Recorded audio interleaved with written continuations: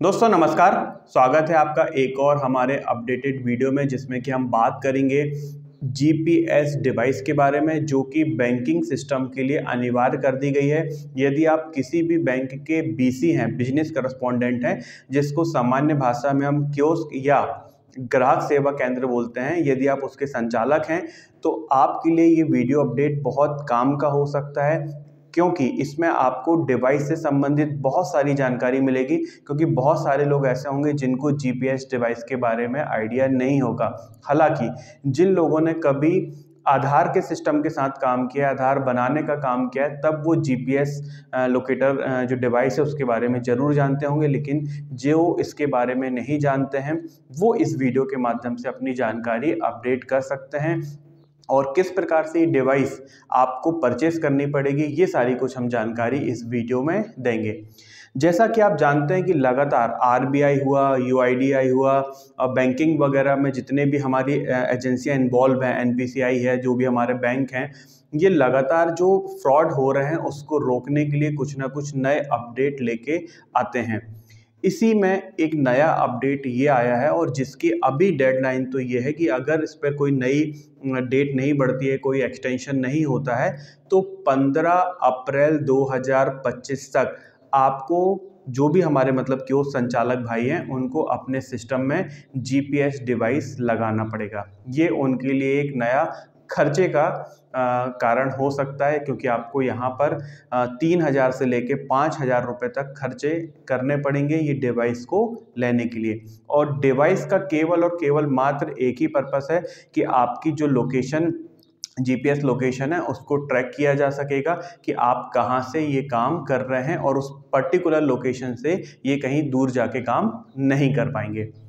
अब बात करते हैं कि जीपीएस जो डिवाइस हैं, मैं आपको सांकेतिक इमेज दिखा रहा हूं, मैं किसी कंपनी का यहां पर प्रमोशन नहीं कर रहा हूं। 3 प्रकार की जो मुख्य डिवाइस हमने देखी हुई हैं, वो मैं आपको यहां पर दिखाने का प्रयास कर रहा हूं। इनमें से कोई भी डिवाइस जो आपके बैंक के माध्यम से, आपकी कंपनी के माध्यम से सजेस्ट की जाए, और जिस तरीके से सजेस्ट की जाए खरीदने के लिए, आप वहां से खरीद सकते हो। ये जो इमेज है, ये सांकेतिक इमेज है, मैंने गूगल से निकाली हुई थी। इसमें हो सकता है ब्रांड का नाम दिखे भी, लेकिन आप ये मत समझिएगा कि मैं उस ब्रांड का कोई प्रमोशन कर रहा हूँ। किसी भी प्रकार का ये प्रमोशन नहीं है। तो आप इस डिवाइस को देखिएगा। मेरे हिसाब से आपको यहाँ तक ये चीज़ तो क्लियर हो गई होगी कि अब आपको 15 अप्रैल 2025 तक अपने सिस्टम में जीपीएस डिवाइस लगानी है। अब सबसे पहले अगर आप स्क्रीन पे देख पाएंगे कि जो पहली डिवाइस यहाँ पर है, वो इस प्रकार की एक डिवाइस आपको देखने को मिलेगी। ये डिवाइस ज़्यादातर लोगों ने अगर जिनने आधार बनाने का काम किया है, वहाँ पर ये डिवाइस देखने को जरूर मिली होगी। इसमें एक छोटा सा जीपीएस ट्रैकर होता है, और इसमें लगभग 1 मीटर के आसपास की केबल होती है, जिसको कि आप अपने सिस्टम में लैपटॉप या डेस्कटॉप जो भी आप यूज़ करते हैं, यूएसबी पोर्ट के माध्यम से लोड कर सकते हैं, और ये जीपीएस की लोकेशन वहाँ पर ट्रैक करता है। यदि आपकी दुकान अंदर है, क्योंकि क्या होता है कई बार जब हम ये जीपीएस लोकेटर लगाते हैं, हमारी दुकान कहीं गली में हो सकती है, या ये हो सकता है कि बिल्डिंग हमारी ज़्यादा ऊंची है, एक फ्लोर से ज़्यादा वहाँ पर बने हुए हैं, तब ये लोकेटर वहाँ पर काम नहीं कर पाता। तो आपको इसको थोड़ा सा ओपन स्पेस पे लाना पड़ता है, खुली जगह पर लाना पड़ता है, जहाँ पर ओपन खुला आसमान इसको मिल सके। तो इसमें फिर आपको यूएसबी एक्सटेंशन एक केबल आती है, 1 मीटर, 2 मीटर, 5 मीटर, वो आपको लगा के इसमें एक्सटेंशन करना पड़ता है। जब मैं आधार का काम करता था उस समय मैंने इसको 10 मीटर एक्सटेंशन केबल के साथ भी काम करते हुए देखा हुआ है। मतलब वहाँ पर सिग्नल वीक नहीं होते एक्चुअली, क्योंकि जितनी ज़्यादा लंबी केबल होती है, यूएसबी में जो थोड़ा करंट प्रवाहित होता है, उस पर वोल्टेज थोड़ा सा फ़र्क आता है। तो कई जगह पे लंबी यूएसबी केबल को मना किया जाता है, लेकिन मैंने इसको 10 मीटर तक देखा हुआ है। तो एक डिवाइस तो आपकी ये हो जाती है, आप ये ले सकते हैं यदि आपकी कंपनी, आपका बैंक सजेस्ट करे। दूसरी प्रकार की जो डिवाइस है, ये आप स्क्रीन पे देख पा रहे होंगे, ये भी लगभग उसी प्रकार की डिवाइस है, लेकिन इसकी केबल बहुत छोटी होती है, लगभग आधा फिट करीब की ये केबल होती है। मतलब आपके सिस्टम के पास ही ये लगा रह सकता है। अब कई बार ये होगा कि चूंकि इसकी केबल भी छोटी है, आप सिस्टम के पास इसको लगा के रखेंगे तो हो सकता है कि ये जीपीएस के सिग्नल को ना पकड़ पाए। तो इसके लिए यहाँ पर एक बूस्टर भी आता है, जनरली इसको हम एंटीना बोल सकते हैं, लेकिन बैंकिंग टर्मिनोलॉजी में इसको बूस्टर कहा जा रहा है। और हो सकता है कि जब आपको आपके बैंक की तरफ से सर्कुलर मिले या जानकारी मिले तो आपको बूस्टर का भी सजेशन दिया जाए। तो ये जो आप इमेज यहाँ पर देख पा रहे हैं, ये एक प्रकार से बूस्टर है। इसमें एक लंबी केबल होती है, 10 मीटर तक यहाँ पर ये लंबी होती है, और 10 मीटर लंबी केबल से आप यहाँ पर ये कर सकते हैं कि डिवाइस में एक पॉइंट होता है जहाँ पर जाके आप इसका इनपुट लगा देते हैं, और ये जो डब्बी जैसी दिख रही है इसको आप बाहर ओपन आसमान में की तरफ लगा सकते हैं, जिससे कि आपका जीपीएस के सिग्नल यहाँ पर बढ़ जाते हैं। तो ये 3 प्रकार के यहाँ पर उपकरण हैं, जिसमें कि 2 तो हमने आपको जीपीएस डिवाइस बताई हुई हैं और एक वहाँ पर उसका एंटीना बताया हुआ है जिसको ये लोग बूस्टर बोल रहे हैं।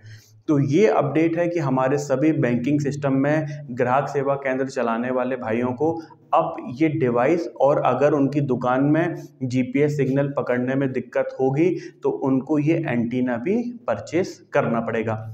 अमेजन वगैरह में मैंने इनका रेट देखा है तो वहाँ तो ये रेट बहुत कम देखने को मिल रहा है, लेकिन जो बैंक की तरफ से हमको जानकारी मिली थी वहाँ पर ये बहुत अमाउंट का वेरिएंस है। लगभग अगर हम देखेंगे तो दुगनी रकम हम यहाँ पर बोल सकते हैं कि हमको दुगनी रकम खर्च करनी पड़ रही है अगर हम बैंकों के माध्यम से या बिजनेस करस्पॉन्डेंट के माध्यम से। मतलब बिजनेस करस्पॉन्डेंट से मतलब है जिन कंपनियों से आपने अपना बीसी लिया हुआ है।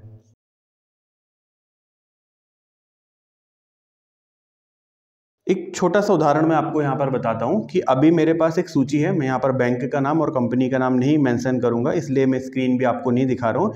इन्होंने यहाँ पर जीपीएस डिवाइस यहाँ पर बताया हुआ है कि अगर जीपीएस डिवाइस इस बैंक के माध्यम से आप लेते हैं तो 2670 रुपये की ये जीपीएस डिवाइस दे रहे हैं। इसके बाद यहाँ पर यदि आपको एंटीना मतलब बूस्टर की ज़रूरत है तो ये 1300 रुपये का दे रहे हैं, जबकि अमेजन में यही जो बूस्टर है आपको 350 से लेके 500 रुपये के बीच में मिल जाएगा। तो ऑलमोस्ट यहाँ पर कॉस्ट जो देख रहे हैं हम यहाँ पर लागत ये डबल से भी ज़्यादा हो रही है। इसके बाद इनका ये टोटल जो जा रहा है वो 3970 रुपये का जा रहा है। इसमें फिर ये आपको 9% का डिस्काउंट भी दे रहे हैं, और डिस्काउंट के बाद आपका जो लगभग 370 रुपये 60 रुपये के आसपास डिस्काउंट हो रहा है, तो टोटल आपको ये जो है दे रहे हैं 3612 रुपये का शिपिंग चार्ज मिला के। इसके ऊपर 18% जीएसटी भी लग रही है, लगभग 650 रुपये।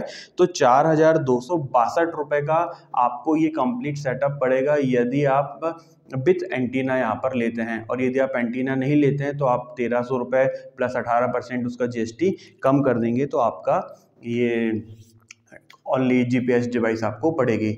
मैंने अमेजन की भी लिंक अपने वीडियो की डिस्क्रिप्शन में दी हुई है, आप वहाँ जाके उन प्रोडक्ट को देख सकते हैं। बाय मत करिएगा अभी, यदि जब ये बिल्कुल कंपलसरी हो जाए, आपको बैंक से मॉडल नंबर भी पता लग जाए कि आपका बैंक का जो सॉफ्टवेयर है वो किस मॉडल को सपोर्ट कर रहा है, फिर वो जाके मॉडल आप अमेजन या वहाँ से भी जाके परचेस कर सकते हैं। और यदि आपको रेट सही लगे तो आप अपनी कंपनी या अपने बैंक के माध्यम से भी ले सकते हैं। लेकिन हाल फिलहाल अपडेट यही है कि हमारे को 15 अप्रैल 2025 से जीपीएस डिवाइस लगाना पड़ेगा अपने ग्राहक सेवा केंद्रों पर, और उसके लिए 2 ही डिवाइस की ज़रूरत पड़ेगी, या तो जीपीएस डिवाइस प्लस जो उसका बूस्टर है या एंटीना है उसकी हमको आवश्यकता पड़ेगी।